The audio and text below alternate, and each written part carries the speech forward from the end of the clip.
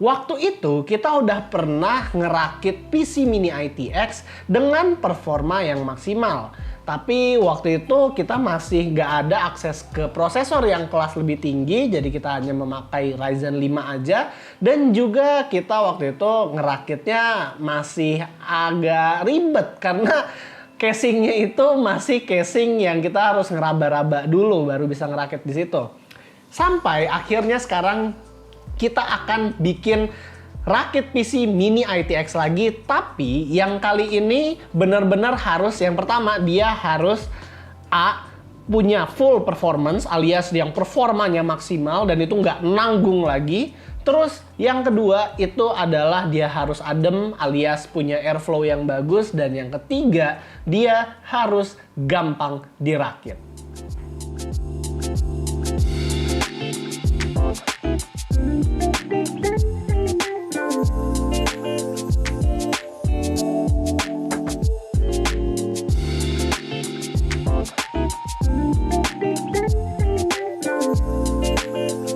Kita mulai aja dari prosesor. Kalau di rakit Mini ITX sebelumnya kita memakai Ryzen 5 5600X, kali ini kita nggak akan nanggung-nanggung lagi, langsung aja pakai Ryzen 9 5900X, sebuah prosesor 12 core 24 thread milik AMD yang menduduki peringkat kedua prosesor consumer AMD terkenceng saat ini.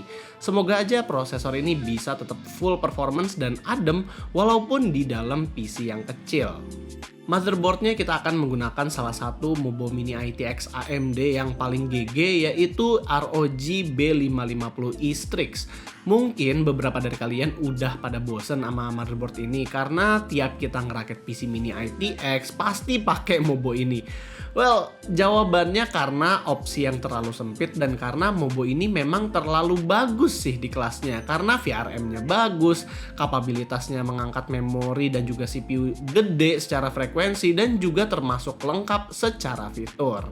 Dan karena kita udah menggunakan Ryzen 5000 series dan juga Mobo berchipset B550, tentunya kita harus pakai SSD PCIe Gen 4 dong.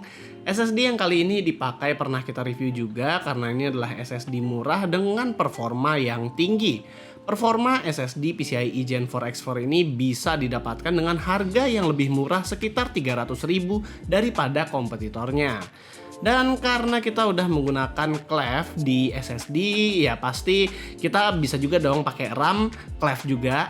Karena PC ini nantinya juga nggak akan kelihatan, gue nggak akan pakai RAM yang RGB karena nggak akan kelihatan juga. Di sini kami menggunakan RAM Clef Bolt XR yang waktu itu kita pernah review juga, 16GB 3600. Ini adalah salah satu RAM terkenceng di budgetnya loh, dan salah satu RAM yang sedang good deal di DDR4. Jadi ya sayang lah kalau nggak kita fiturkan juga di build PC yang kali ini. Oke, sekarang kita masuk ke dalam casing yang memberi alasan kenapa build kita kali ini lebih simpel dibanding Mini ITX yang sebelumnya.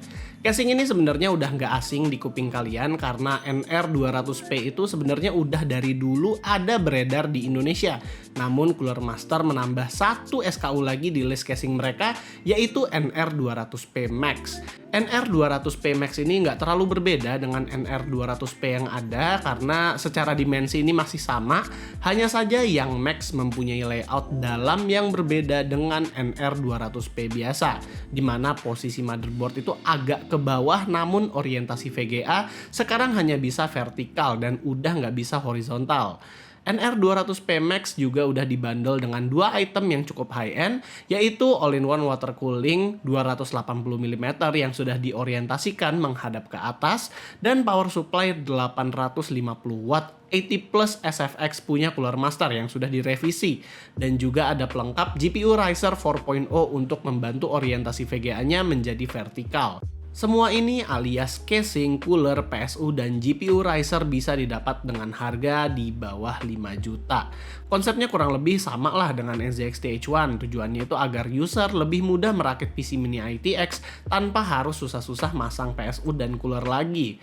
Kalau misal ditanya bagusan mana antara NZXT H1 dengan NR200P Max, ya susah juga sih dijawabnya karena dua casing tersebut punya orientasi yang berbeda. Yap, karena hari ini kita akan merakit build full AMD, kita pastinya akan memakai GPU yang AMD juga, yaitu Radeon. Nah, di sini kita akan menggunakan Radeon RX 6800 non-XT karena mau yang kenceng banget. Dan ini adalah salah satu GPU Radeon terkencang saat ini setelah 6900 dan 6800 XT. Dan yang available juga buat kita pinjam, karena sekarang minjem GPU itu nggak terlalu gampang. Oke, masuk ke kesan merakitnya. Jujur merakit PC ini ya simple dan praktis sih. Casingnya ini membuat kita jauh lebih praktis merakit PC-nya ketimbang yang dulu pernah kita rakit di casing yang kurang lebih dimensinya sama. Karena di sini kita nggak perlu lagi repot-repot masang PSU atau cooling yang jujurly memakan banyak waktu. Untungnya di build kali ini kami juga nggak ada bermasalah dengan kabel manajemen dan juga dimensi dari hardware yang kita gunakan karena memang nggak ada yang terlalu besar. Paling hanyalah kabel CPU powernya yang susah dipasang karena terlalu kecil untuk tangan masuk. Ya paling kita bisa membuka panel atasnya dulu agar memberikan ruang untuk tangan kita masuk-masuk buat nyolokin kabel. Nah secara default, casing ini memang memberikan airflow negative pressure yang dimana hanya ada 2 kipas yang mengeluarkan udara panas ke atas dan itu pun sekalian dengan water cooling. Kita pertama agak skeptis karena udara masuk itu hanya bergantung sama lubang-lubang yang ada di samping kiri kanan aja. Dan agar udaranya jadi lebih hangat, gue nggak akan pakai panel biasanya yang berlubang-lubang, tapi bakal pakai side panel tempered glass. Dan itu pasti akan menaikkan suhunya lagi dan gue berharap sih masih bakal adem atau masih aman lah. Oh iya, untuk memasang GPU di casing ini, pastiin dulu untuk sekrup GPU-nya di luar dengan back panel dari casingnya, baru memasukkan back panelnya itu langsung ke dalam casing. Karena kalau enggak, GPU-nya ini bakal berat banget karena GPU risernya itu tidak bisa menahan full dari berat GPU-nya itu sendiri. Di pengujian kami akan menggunakan profil DOCP terhadap RAM, jadi akan jalan di 3600 dan hasilnya komputer ini nggak bermasalah sama sekali. Nggak heran sih dari Ryzen 9, pastinya 3600 MHz doang harusnya lancar. Cinebench tentunya kita mendapatkan skor yang baik buat sebuah Ryzen 9, skor ini juga masih yang tertinggi dari teman-temannya dan konsistensinya super stabil. Di Cinebench R20 skornya nggak ada yang di bawah 7900-an, di 3D Mark Firestrike dan Firestrike Ultra juga skornya ini termasuk tinggi banget. Bahkan di TimeSpy juga skor dari PC Mini ITX ini menjadi salah satu yang terbesar yang pernah ada di channel kita, walaupun rakitan yang kali ini itu Mini ITX. Kita juga mencoba PC ini untuk merender video 4K berdurasi 5 menit dan ternyata hanya makan waktu 1 menit 37 detik aja. Kudos buat Ryzen 9 dan juga RX 6800-nya. Masuk ke gaming ya nggak usah ditanya lah ya, kita ngetes game berat macam Red Dead Redemption 2 atau Far Cry 6 itu bisa lancar di atas 60 fps walaupun setting grafik sudah mentok kanan dan resolusi sudah QHD, dan game ringan seperti Outriders dan Dota 2 juga lancar di atas 100 fps di setting dan resolusi yang sama. Dan yang terakhir adalah performa SSD. SSD ini tentu udah punya angka benchmark yang tinggi dengan read yang lebih dari 7 dan write 6,7 GB per second dan IOPS yang juga tinggi. Dan transfer file 119 GB alias itu adalah game filenya si Red Dead Redemption 2 hanya membutuhkan waktu 1 menit 4 detik aja dengan average speed sampai 1,9 GB per second. Bahkan untuk standar PCIe Gen 4 itu kenceng loh. Nah, keskeptisan kami saat pertama rakit PC ini ternyata terbantahkan dengan hasil. Di sini kami melakukan 2 pengujian, yaitu gaming Red Dead Redemption 2 selama 1 jam dan rendering animasi di Blender selama 30 menit. Saat kita gaming 1 jam, suhu CPU maksimal itu ada di 81 derajat Celcius, tapi dengan rata-ratanya ada di 67 derajat Celcius. Suhu GPU maksimal juga hanya di sekitar 64 derajat Celcius dan suhu VRM ketika gaming itu ada di 58 derajat Celcius.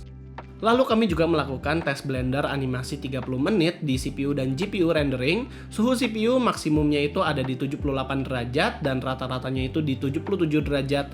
Namun suhu VRM di sini lebih tinggi, mencapai maksimum 66 derajat Celcius. Kemungkinan karena saat Blender itu lebih ke CPU bound daripada GPU bound. Ini membuktikan kalau casing kecil dan negative pressure bukan berarti pertanda kalau casingnya punya airflow yang buruk. Buktinya casing ini bisa membuat GPU dan CPU-nya tetap adem walaupun sudah di load yang berat. Dan itu pun sudah memakai tempered glass bukan yang bolong-bolong. Semua performa yang kita praktekin tadi hanya butuh daya sekitar 405 watt saat full load dan 78 watt saat idle. Masih termasuk nggak boros daya untuk sebuah PC dengan performa tinggi dan juga dimensi yang kecil. Dan jadi kesimpulannya, kalau menurut gua, build PC yang kali ini adalah build PC Mini ITX yang hampir sempurna yang pernah gue bikin. Karena biasanya kita kalau misalnya mau menilai PC, itu buildnya sukses atau enggak, itu ada banyak faktor. Faktor pertama yaitu adalah performa. Di sini performanya sudah bagus. Tadi kalian udah lihat di bagian benchmark kalau performanya ini udah yang tinggi. Dan yang kedua itu adalah throttling atau tidak. Di sini kita melihat kalau throttlingnya itu nggak ada, suhunya juga adem, jadi itu juga udah cek. Yang ketiga itu adalah bagaimana dengan kebisingannya. Kebisingannya berkat power supply yang dia memang sudah silent dari sananya, yang sudah direvisi sama si Cooler Master, dan juga all-in-one cooling dan juga GPU yang tidak terlalu berisik. Untung PC ini nggak terlalu berisik-berisik banget pas kita jalanin walaupun dia juga saat di full load. Paling berisik itu VGA dan itu pun saat fan-nya itu lagi maksimal. Terus kalau misalnya kita mau ngomongin faktor lain, keempat itu adalah kabel management, karena ini adalah PC, bukan PC ya, casing yang sudah ada pre-built power supply dan coolernya, jadi kita juga nggak banyak, jadi dia sudah dirapiin dari sananya, jadi ini udah bisa dicek juga. Terus kalau misalnya kita bilang airflow-nya juga dia udah bagus walaupun dengan negative pressure, dan ini jujur build yang kali ini mengubah pandangan gua terhadap casing-casing kecil yang mempunyai negative pressure ataupun positive pressure, karena selama ini kita ngerasa kalau sebenarnya PC dengan airflow yang bagus itu selalu dengan yang netral, alias ada yang masukin, ada yang ngeluarin gitu. Ya, gitu. Nah, tapi ternyata di sini cuma ngeluarin aja dia udah bagus.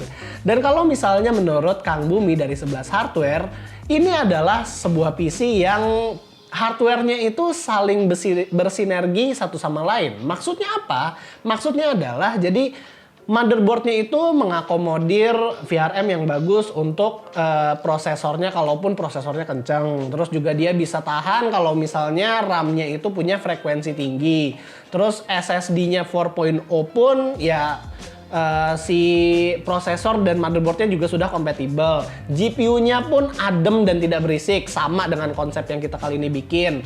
Casing-nya bisa nge-provide airflow yang bagus kalau misalnya kita mau bikin kayak build PC yang casing ini bisa kita pakai buat PC dengan performa tinggi. Jadi airflow-nya juga bagus.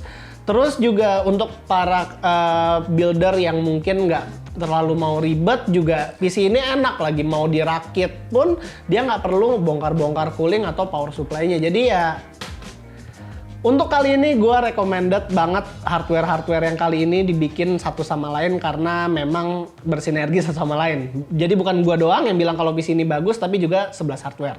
Jadi paling itu aja video kita kali ini. Kalau kalian suka dengan videonya, jangan lupa untuk kasih kita like, share, dan subscribe. Dan di sini gue Rizky, dan di bawah sana ada Bumi dari 11 Hardware. Always stay healthy and stay safe.